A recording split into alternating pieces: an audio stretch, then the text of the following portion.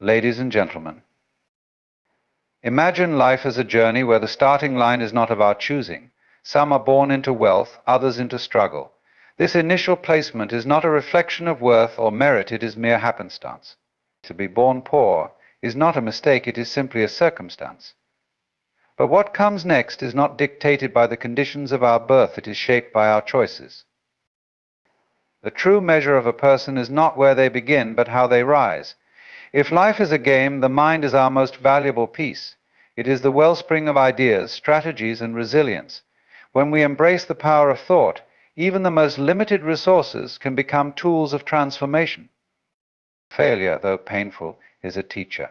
Each setback is an invitation to grow. Success is not reserved for those who avoid falling, but for those who refuse to stay down. The path out of poverty is not a straight road, but a series of steps taken in faith and determination. Do not be deceived by the illusion of fate. While we may not choose our beginnings, we are not bound to them. We own the present and, with it, the ability to shape the future. Resilience is a wealth that requires no inheritance. When we harness it, walls become doors and barriers dissolve into possibilities. Poverty is not just a condition of the wallet, it is often a condition of the spirit.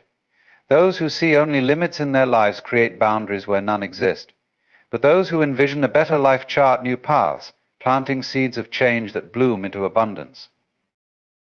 The journey out of poverty is not without sacrifice. Discipline, the ability to delay gratification and focus on long-term goals, is the bridge from struggle to success.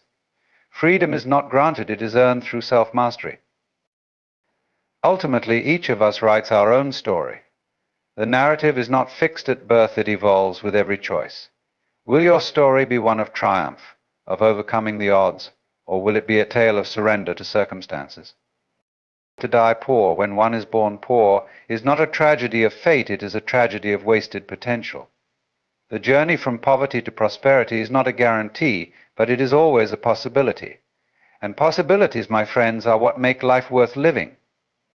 Life begins as a mystery we neither choose nor understand.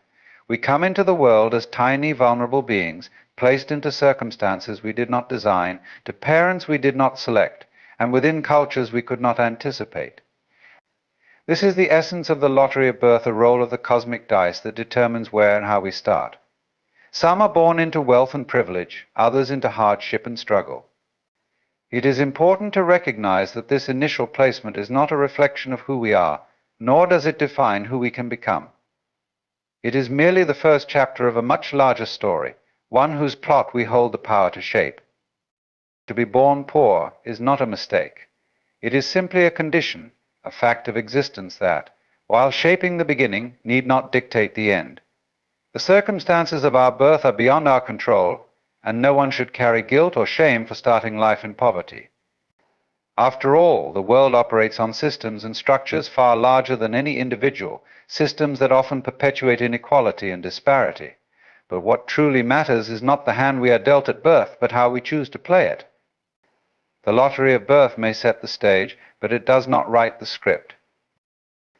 The randomness of birth offers an opportunity for deep reflection. It challenges us to confront the illusion of fairness in life. For those born into privilege, it can serve as a reminder of unearned advantages, inspiring gratitude and perhaps a sense of responsibility to use those advantages wisely. For those born into poverty, it can serve as a call to action, a motivator to break free from the chains of circumstance. In both cases, the lottery of birth is not an endpoint, but a starting point, a place to begin the journey towards self-discovery, growth, and fulfillment. We must also recognize that while we do not choose our starting point, we can choose our response to it. Human history is filled with stories of individuals who transcended the circumstances of their birth to achieve greatness, not through luck, but through determination, creativity, and resilience. These stories remind us that the human spirit is not bound by the conditions of its arrival, but is instead driven by its capacity to dream and act. The lottery of birth may set the odds, but it does not guarantee the outcome. It is natural to feel overwhelmed by the weight of an unfavorable start. Poverty in particular can feel like a heavy chain restricting opportunities and limiting choices. Yet even in the most challenging circumstances, there are possibilities, small openings through which light can enter. The key lies in recognizing these opportunities, however modest they may seem, and seizing them with courage and perseverance. The lottery of birth may place obstacles in our path, but it also presents us with the chance to develop strength, wisdom, and empathy in overcoming them. This perspective does not dismiss the harsh realities of inequality or the systemic barriers that many face. It is not a call to ignore the need for social change or to place all responsibility on the individual. Instead, it is a reminder that within each of us lies a spark of agency, the power to take steps toward a better future. Even small actions, when taken consistently, can lead to profound transformations over time. Ultimately, the lottery of birth is a reminder of life's unpredictability, its moments of beauty and struggle, and its endless potential for change. It teaches us humility, for we did not earn our starting place. It teaches us compassion, for others are navigating their own unique paths. And most importantly, it teaches us responsibility not for where we begin, but for what we make of our journey. While the lottery of birth sets the conditions for our arrival, it is our choices, our actions, and our resilience that define the legacy we leave behind. The mind is the most extraordinary tool at our disposal, a boundless reservoir of potential and creativity. Unlike material possessions, which can be stolen, lost, or eroded by time, the mind grows sharper and more capable the more we use it. It is not our external circumstances, but the way we think about them that shapes our reality. When we come to understand this, we unlock the ability to transform our lives from the inside out, regardless of where we begin. At its core, the mind is a creator. Every invention, innovation, and piece of art was first a thought, a flicker of an idea within someone's consciousness. This creative capacity is not limited to the gifted few, it is a universal attribute of being human. The ability to think, reason, and imagine is our birthright. However, like any tool, the mind must be honed and directed to be effective. Left untended, it can become a source of doubt, fear, and limitation. But when cultivated with care, it becomes the ultimate asset, capable of turning even the most challenging situations into opportunities for growth. What makes the mind so powerful is its ability to shape perception. Two people can face the same set of circumstances and see entirely different realities based on how they think about them. One may see obstacles, while the other sees possibilities. This difference in perspective often determines not just the outcome of their efforts, but also the quality of their experience along the way. The mind filters the world, and by choosing how we think, we choose how we live. The greatest resource of the mind is its adaptability. Unlike fixed assets, the mind evolves through experience and learning. Each challenge we face, each mistake we make, and each lesson we absorb adds to its wealth. This adaptability means that no matter how limited our circumstances may seem, we are never truly trapped. The mind can envision paths that do not yet exist, solve problems that seem insurmountable, and create opportunities where none are apparent. It is the ultimate architect of change. However, like any powerful tool, the mind requires discipline. Left unchecked, it can spiral into negativity, self-doubt, and despair. It is easy to allow external circumstances to dominate our thoughts, convincing us that we are powerless or unworthy.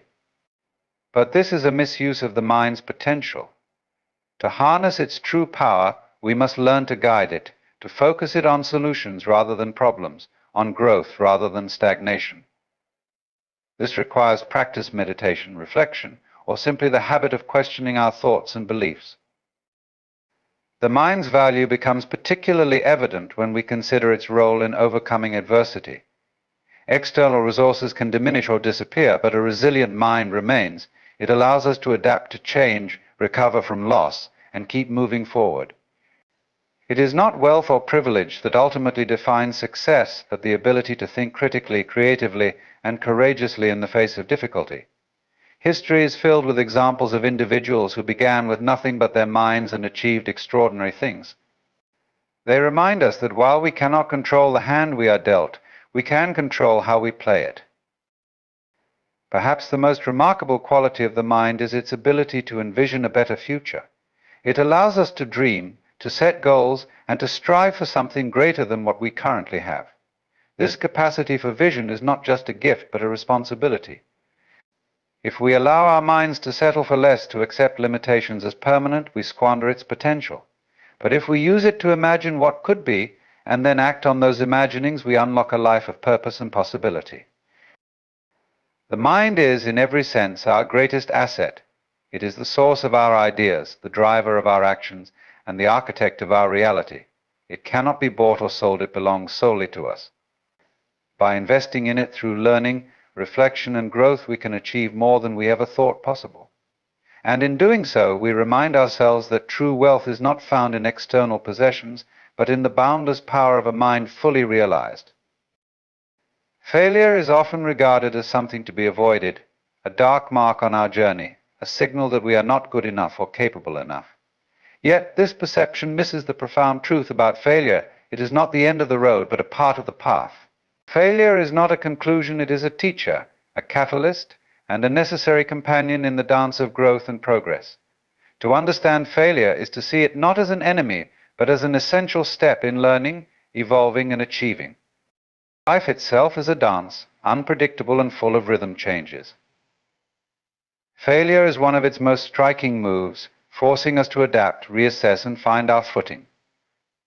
When we attempt something new or challenging, failure is often the first response of the world to our efforts. This is not a punishment, but a test, a way of asking us how badly we want what we are pursuing and how willing we are to learn from our mistakes. It strips away illusions, exposing weaknesses and blind spots that we might otherwise ignore. In this sense, failure is not a sign of incompetence, but of engagement with life. Every successful person, every innovator, artist, or leader has failed, and not just once, but repeatedly. Their achievements are built on a foundation of failed attempts, wrong turns, and moments of doubt. The difference between those who succeed and those who do not is not the absence of failure, but the way they respond to it. Some people allow failure to paralyze them, retreating into fear and self-doubt. Others embrace it, asking what went wrong, what can be improved, and how to try again. This mindset turns failure into a stepping stone rather than a stumbling block. Failure also teaches resilience. To fail and rise again is to build strength, not just physical or mental strength, but emotional and spiritual fortitude. Each time we recover from failure, we learn that setbacks are not insurmountable, that we can endure disappointment and still move forward. This resilience becomes a core part of who we are, enabling us to face future challenges with greater confidence and courage. The dance with failure, though painful at times, cultivates a grace that carries us through life's difficulties. In the context of creativity and innovation, failure is not just inevitable, it is essential. The most groundbreaking ideas are often born out of experiments that didn't work as intended. Failure opens doors to possibilities we might never have considered if everything had gone smoothly. It forces us to think differently, to question assumptions, and to innovate. In this way, failure becomes a collaborator, pushing us to exceed our own expectations. There is also a humbling quality to failure that can deepen our humanity. It reminds us that we are fallible, that perfection is an illusion, and that growth is a process. This humility connects us to others, fostering empathy and understanding. When we fail, we join a universal experience, one that unites us in our struggles and aspirations. It is in these moments of shared vulnerability that we find connection and meaning. However, dancing with failure requires a shift in mindset. Too often, we are conditioned to view failure as shameful, something to hide or deny. This fear of failure can keep us from taking risks, from stepping out of our comfort zones, and from pursuing our dreams. To embrace failure, we must redefine it not as the opposite of success, but as an integral part of the journey toward it. Failure is feedback, a mirror reflecting what needs to change, improve, or adapt. Ultimately, failure is not about falling, but about what happens next. Do we stay on the ground, lamenting our misstep, or do we rise and rejoin the dance? The choice is ours, and it is this choice that shapes our character and our destiny. By welcoming failure as a teacher and partner, we transform it from a source of fear into a source of power. We learn to move with it, to use its energy to propel us forward, and to see it not as a barrier, but as a bridge to something greater. In the dance with failure, we discover not just our potential, but the resilience, creativity, and determination that define what it means to truly live. Struggle is an inevitable part of life, a force that tests our limits and challenges our resolve. At first glance, it may seem like something to avoid a burden, an obstacle, or even a punishment. Yet when we look deeper, we see that struggle holds immense value.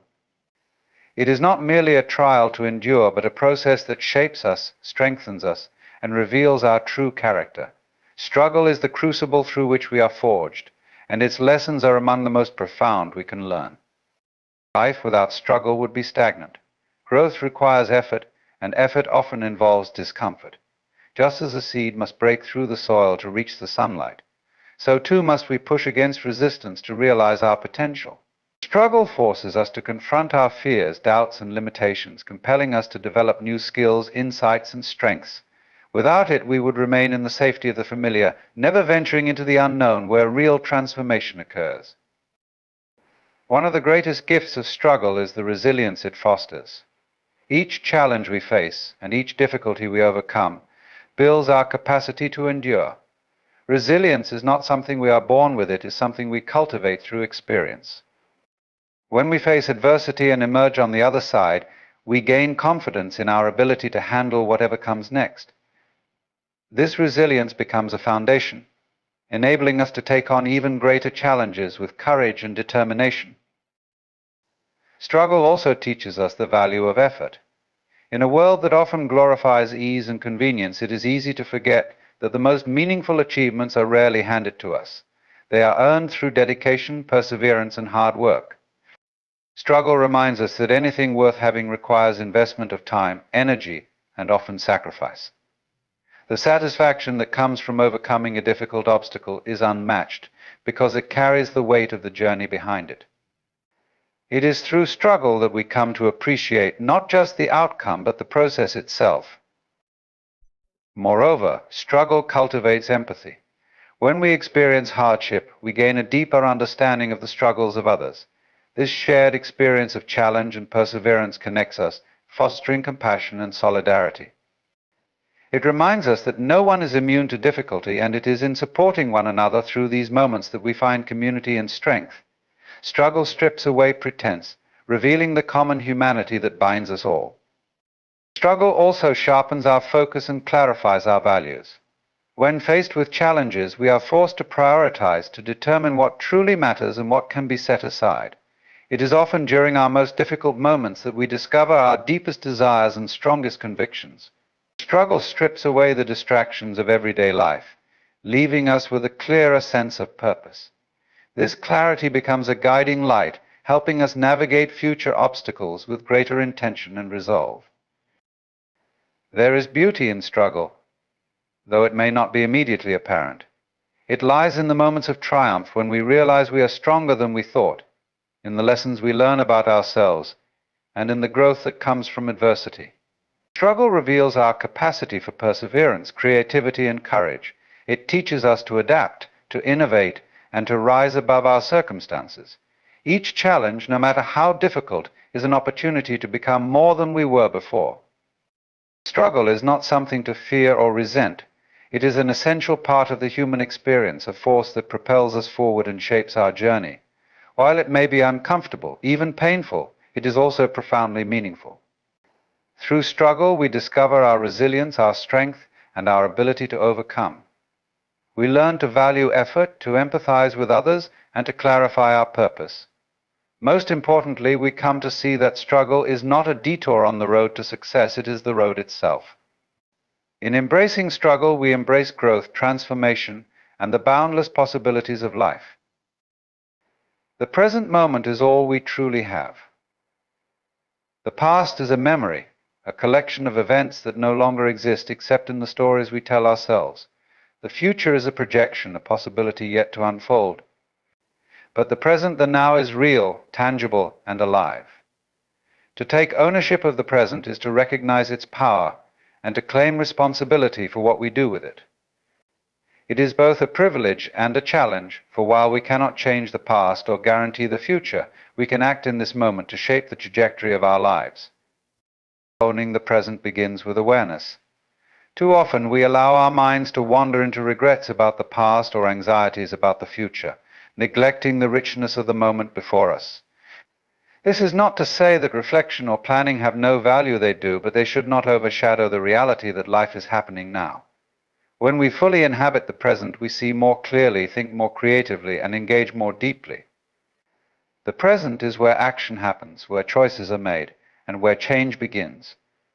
Taking ownership of the present means accepting responsibility for our lives as they are.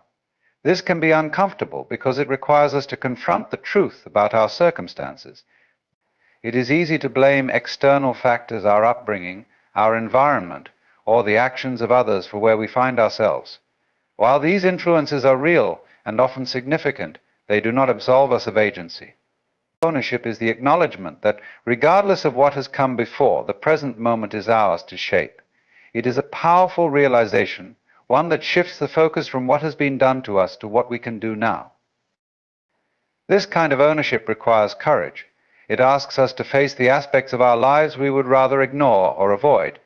It challenges us to let go of excuses and to embrace the sometimes daunting responsibility of choice. But with this responsibility comes freedom, the freedom to change, to grow, and to create a life that aligns with our values and aspirations. The present moment is a canvas, and taking ownership means picking up the brush. Ownership of the present is not about perfection. It does not mean we will always make the right decisions or handle every situation flawlessly. It means showing up fully, doing our best with what we have, and learning from the results. Mistakes will happen, but they are part of the process. What matters is our willingness to engage, to take action, and to keep moving forward. Each moment presents an opportunity to begin again, to make a different choice, or to take another step. One of the greatest obstacles to owning the present is the weight of regret. When we dwell on the past, we often feel paralyzed by what we wish we had done differently. But regret is a trap, a way of clinging to something that no longer exists.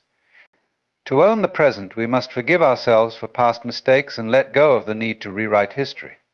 The past has shaped us, but it does not define us. What defines us is what we do now. Similarly, fear of the future can prevent us from fully inhabiting the present. We worry about what might happen, about failures yet to come, or challenges we may not be ready for. But these fears are only shadows, projections of a mind trying to predict the unpredictable. By focusing on the present, we free ourselves from the tyranny of what if and anchor ourselves in the reality of what is from this place of presence. We can act with clarity and intention, unburdened by fear. To own the present is to embrace its impermanence. Each moment is fleeting, passing into memory as quickly as it arrives. This impermanence gives the present its urgency and its beauty. When we take ownership of the moment, we honor its uniqueness and make the most of its possibilities. We understand that while we cannot control everything, we can control how we respond, how we contribute, and how we engage with the world around us. The present is not just a moment in time, it is a choice, a commitment to live fully and authentically. By taking ownership of the present, we reclaim our power, our freedom, and our potential. We step into life not as passive participants, but as active creators, shaping our path with every thought, word, and action. In doing so, we find not only the key to personal transformation, but also the profound joy of truly living.